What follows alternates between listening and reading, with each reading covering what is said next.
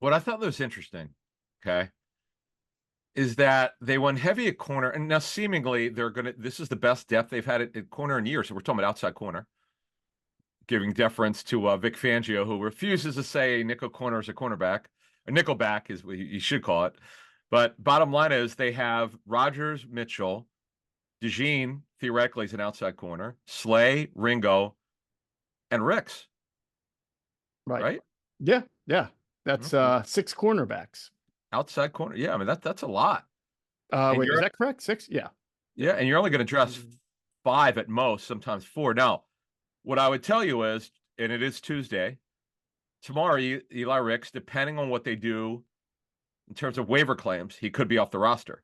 If they claim two players, if you just look at the bottom of the roster, he would make sense to release. Mm-hmm. It's subject to waivers, but the point is they don't really need him. Now, but the thing that surprised me about them keeping is let's go back to OTAs, right?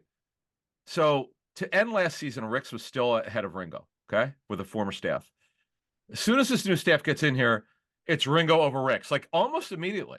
Mm-hmm. And it held that way the whole time. Yes, it did. So, which that's why I'm surprised that he made it. I know that the GM makes all the decisions, and he was a really good story last year as an undrafted free agent, but he didn't run that well. Right. He's the slowest of all their corners. So, hey, he's here. He could play specials. He's long. He's not, he's not really known for specials, but right now he's on the football team.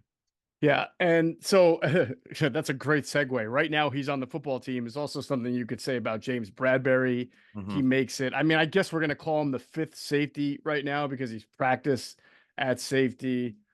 I still, just talking around and looking into it, I still think that there will be an attempt to move him, Hmm. if possible, if they can work something out with that contract. But he's not going to play.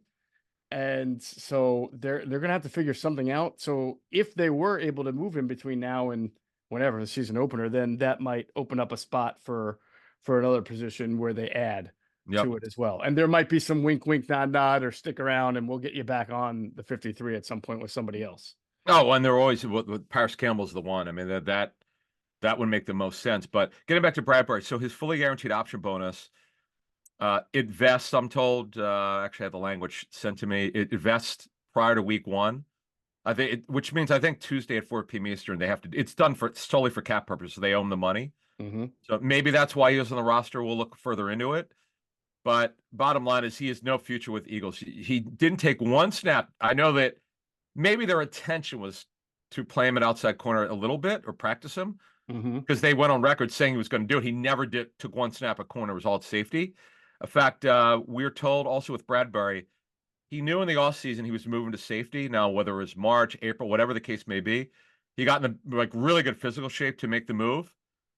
He kind of reshaped his body to be able to move to safety, and he did do some good things. But the preseason kind of did him in, and now maybe because of Sidney Brown, as we expected, once he didn't practice in training camp, once he was not able to practice, or they didn't clear him to it, although he's doing really well, you kind of knew he'd be on reserve PUP, which means he's got to miss the first 4 games. Hopefully, he's able to play, right after that or start practicing.